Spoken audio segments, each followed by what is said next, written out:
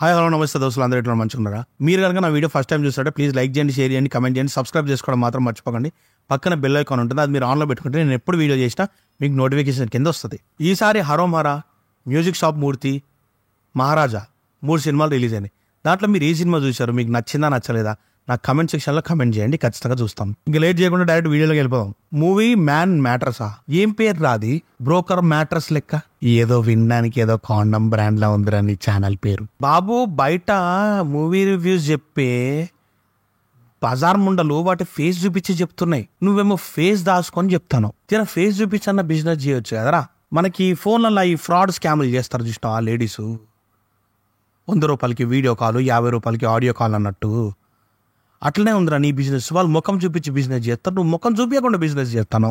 నేను 3.5 నిమిషాలు అట్లీస్ట్ ఒక రివ్యూ చెప్తే దాంట్లో ఎవడైనా సరే ఒక 25-30 సెకండ్లు నీ రివ్యూ చూస్తే వాడికి వెళ్ళాలన్న ఫీలింగ్ కాదు కదా, సినిమా అంటే విరక్తి తెంగేస్తుంది.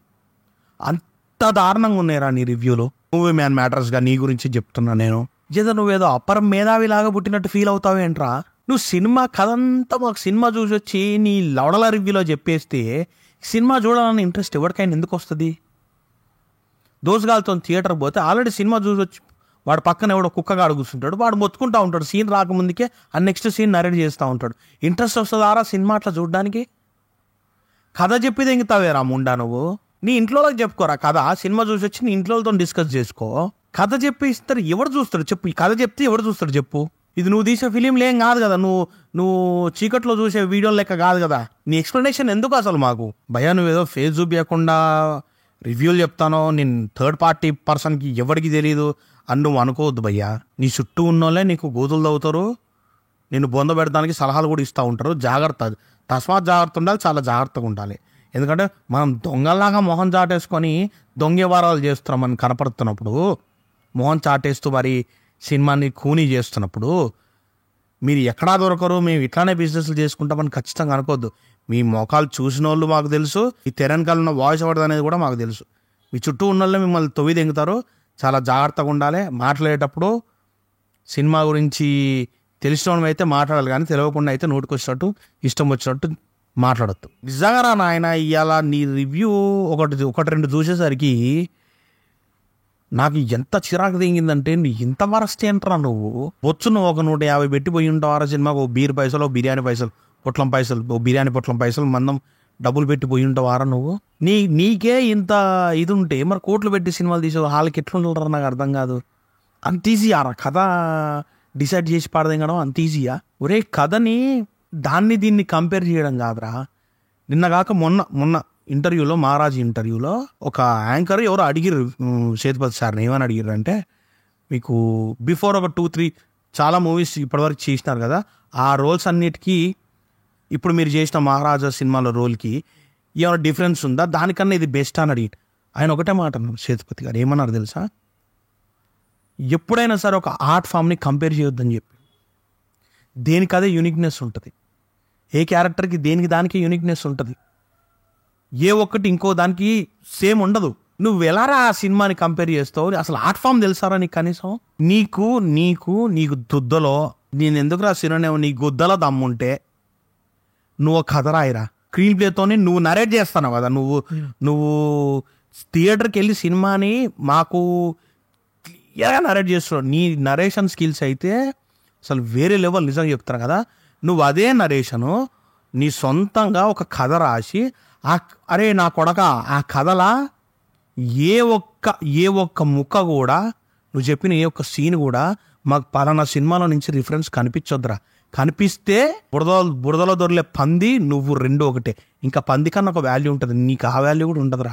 నువ్వు రాయరా నా కొడక కదా, నువ్వు సేమ్ ఏదైతే విజువల్స్ సినిమాలో విజువల్స్ వాడి వీడియో చేస్తున్నావో అట్లనే నీ స్టోరీకి రిఫరెన్స్ లెక్క చిన్న చిన్న ముక్కలు, పోస్టర్లు దొరుకుతాయి, చిన్న చిన్న ఏఐ ఫొటోస్ దొరుకుతాయి, మంచి ఫోటోలు దొరుకుతాయి. ఆ ఫోటోలతో ఎక్స్ప్లెయిన్ చేస్తూ నీ వాయిస్ ఓవర్ ఇచ్చి మంచి కింద మంచి మ్యూజిక్ ట్రాక్స్ కూడా దొరుకుతాయి మనకి యూట్యూబ్లో. అవన్నీ వేసి ఒక వీడియో చేసి నీ ఛానల్లో పెట్టురా. నీ ఛానల్లో పెట్టు. నేను చెప్తున్నా, నిజంగా నువ్వు ఎక్కడ లైను, ఏ సినిమాలలో ఎక్కడా మేము వినని స్టోరీ రాసి, దానికి సంబంధించిన సీన్లు కూడా నువ్వు రాసి, నువ్వు చెప్పగలిగితే నా కొడక నేను నీ ఛానల్ సబ్స్క్రైబ్ చేస్తారా, నువ్వు పెట్టే ప్రతి వీడియో నేను చూస్తారా, నువ్వు చెప్పే రివ్యూలకు కూడా నేను ఇజ్జత్ ఇస్తా. వీడి దగ్గర కథ ఉన్నది, వీడి దగ్గర దమ్ము ఉన్నది, సో వీడికి సినిమాని జడ్జ్ చేసేంత కెపాసిటీ ఉంది, బికాస్ వీడు రాయగలడు. నువ్వు మాస్టర్ చెఫ్ అయితేనే కదా అన్నా నువ్వు అసలు దేంట్లో ఏ కొలమానం దెంగిందనేది మాట్లాడగలుగుతావు. కొలమానం గురించి మాట్లాడే హీరోలు కదా మీరందరూ. మరి కొలమానం తెలిసినప్పుడు మీరు అంత మాస్టర్ చెఫ్లు అయి ఉండాలి కదా. లెటర్స్ నో కదా, మీ సబ్స్క్రైబర్స్ కూడా తెలియాలి కదా. మీరు పెద్ద అంటే డెసిషన్ తీసుకొని నువ్వు పబ్లిక్ ప్లాట్ఫామ్లో వచ్చి చెప్పినంత మాత్రం నువ్వు పెద్ద హీరో కాదురా, పెద్ద పొడింగి కాదురా నువ్వు. సారీ కూడా చెప్తారా ఒక వీడియో చేసి నేను, సార్ బ్రో నీకున్న టాలెంట్ వేరే లెవెల్ బ్రో, నేను ఎరిపోకుండా అనవసరంగా నేను తిట్టానని చెప్పి నేను తిట్టుకుంటారా నెక్స్ట్ వీడియోలో. నేను చెప్తాను కదా, ఖచ్చితంగా నేను తిట్టుకుంటా. కానీ నువ్వు రివ్యూలకి అరువుడు కాదు, నువ్వు ఒక నీచ్ కమిన్ కుత్తే బ్రోకర్. కానీ బ్రోకర్ అని ఎందుకు అంటున్నా అంటే సినిమాకి జనాలకి మధ్యలో వేరేవాడు అక్కర్లే. నువ్వెందుకు బ్రోకరిజం చేస్తున్నావు? నువ్వు మీడియేటర్ ఆ మధ్యలో, నువ్వేమన్నా బ్రోకర్ కాడు ఆ మధ్యలో. నీ బ్రోకరిజం ఎందుకు మధ్యలో? ఎవరికి ఎక్కడ జనాలే డిసైడ్ చేసుకుంటారు భయ్య. జనాలే వెళ్ళి చూసి అక్కడ పరిస్థితి బాగాలేదు అది అన్నప్పుడు వాళ్ళే ఆగిపోతారు, తర్వాత జనాలకు కూడా తెలిసిపోతుంది. కానీ ఖచ్చితంగా ఎవడన్నా ఒక్కసారన్నా వెళ్తాడు కదా. ఇలాంటి వాడి వల్ల మొత్తం ఉన్నదే నాశనం పట్టించేస్తారు కదా. అదిరా నేను అసలు నీ గురించి మాట్లాడుతున్నానికి నా నోరు పెంట కంప కొడుతుంది ఇప్పటికీ. ఈ నా పాప్ ఫిల్టర్ ఏదైతే కొత్తది కొనుక్కున్న పాపం, మరి ఆ బ్లోస్ ఎక్కువ వస్తుంది నా ఆవేశంలో అని చెప్పి ఇప్పుడు ఇదంతా మళ్ళీ ఒకసారి కడుక్కుంటాను నేను. ఎందుకంటే అంత పెంట నా నోట్ల నుంచి అంత పెంట బయటకు వస్తుంది. నీ రివ్యూ చూసిన తర్వాత అయితే నాకు మిగతా కుక్కలు అందరు ఎట్లున్నాయంటే సరే ఓకే ఆ మూడైతే చెడదెంగితే సర్లే మేము ఖచ్చితంగా మూవీలో వాడు చూడాలనుకుంటే మేము వెళ్ళిపోతున్నాం. నీది ఎంత క్రూరంగా ఉందంటే డైరెక్ట్ కిల్లింగే. అసలు నువ్వు ఓపెన్ చేయడమే నాకైతే పెద్ద మడ్డే అనిపించింది అని అది మనం మొదలెడతావు. ఏముంది దీంట్లో, ఏముందిలే పడుకో అన్నట్టు మాట్లాడుతావు. నువ్వు చెప్తున్నా కదరా, నువ్వు కథ రాయిరా, నీ కథ చూపెట్టు, నీ సబ్స్క్రైబర్కి చూపించు నీ గుద్దల దమ్ము, తర్వాత నువ్వు కథను డిసైడ్ చెయ్యి. చిల్లర నా కొడుకుల్లాగా మళ్ళీ డైలాగులు కొట్టకండ్రా. కథను డిసైడ్ చేయాలంటే కథ ఎలా ఉందో చెప్పాలంటే కథ తెలియాల్సిన అవసరం లేదన్న లవడల క్వశ్చన్లు మీ డిబేట్లు మాకు చెప్పకండి, కింద లత్కోర్ కామెంట్లు పెట్టకండి. నీచ్ కమెంట్ కుత్తేగాలు ఎవడైనా సరే నన్ను క్వశ్చన్ అడిగే ముందు నా ఫస్ట్ లైవ్ స్ట్రీమ్ ఒకటి జరిగింది, ఆ లైవ్ స్ట్రీమ్లోకి దెంగేయండి అందరూ వెళ్ళి ఆ లైవ్ స్ట్రీమ్ చూసి. పర్టికులర్గా చెప్తున్నాను నేను జనరల్ ఆడియన్స్కి, నేను ఏం చెప్పా ఆడియన్సే చేంజ్ అవ్వాలి ఖచ్చితంగా. జనరల్ ఆడియన్సే ఇలాంటి కుక్కల్ని నమ్మకూడదు అనే విషయం తెలుసుకోండి. నేను ఆల్రెడీ మొన్న రివ్యూస్ చూస్తే ఒక కుక్కకి ఇంకో కుక్కకి సంబంధం ఉండదు రివ్యూ. ఆ కుక్క ఒక కుక్క నచ్చిందంటది, ఇంకో కుక్క ఏమో నాకు నచ్చలేదంటది. ఈ కుక్క అయితే ఇంకా పూర్వం బొగ్గా మాట్లాడుతుంది.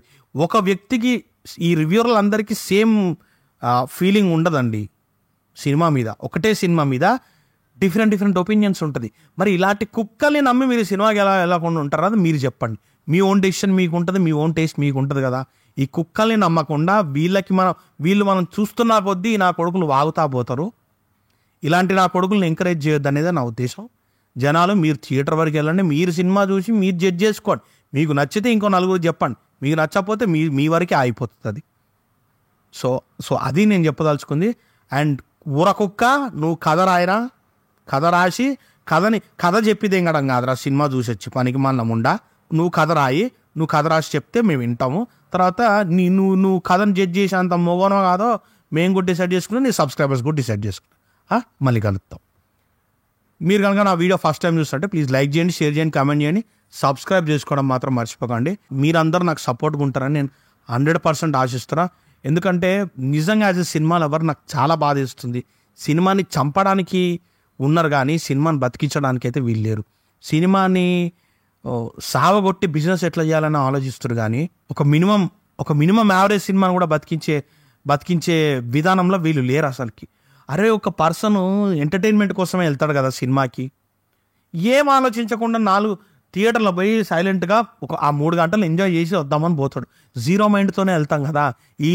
ఈ ముండా కొడుకులు అట్లా ఓరిల్లు వీళ్ళు ఒక అజెండా పెట్టుకొని నాకు సినిమా నచ్చదు అనే కూర్చుంటారు. ఏ బొక్క దొరుకుతుందో నాకు సినిమా నచ్చదనే కూర్చుంటారు. ఏ బొక్క దొరికితే 100 బొక్కలు తీసి ఏడదామనే వెయిట్ చేస్తారు. అట్లుంటుంది వీళ్ళ కథ. సో ఇన్ని మల్టిపుల్ ఫీలింగ్స్ ఉన్న రివ్యూర్ కొడుకులు చూసి కన్ఫ్యూజ్ అవుతాం కదా మనం. అసలు ఈ లంజోడ్ల సెల్ఫ్ ఫీలింగ్ మనకెందుకు? మనం ఓన్గా పోదాం భయ్, మనం ఓన్గా పోదాం సినిమాకి, మనం ఎంజాయ్ చేద్దాం. ఇవి రివ్యూలు ఒక 10 సెకండ్లు చూసినా సరే మీకు సినిమాకి వెళ్ళాలన్న ఒపీనియనే వాళ్ళు చంపేస్తారు. అది నిజం కాకపోతే నిజంగా రేపొద్దున నేను ఇవాళ ఎక్కడ ఉండొచ్చు, రేపొద్దున నేను నిజంగా డెవలప్ అయ్యి, నేను నిజంగా నా సబ్స్క్రైబర్స్ పెరిగి, నా సపోర్టర్స్ అందరు పెరిగి, నేను కనుక నిజంగా నా వాయిస్ గట్టిగా రేజ్ అయితే మాత్రం మైక్కెలవడగలరా, నేను చెప్పింది 100% నిజమే. అండ్ నాకు కూడా సపోర్ట్ వస్తుంది. మీలాంటి లత్కోర్ రివ్యూ నా కొడుకులు మానేనన్న మానేది.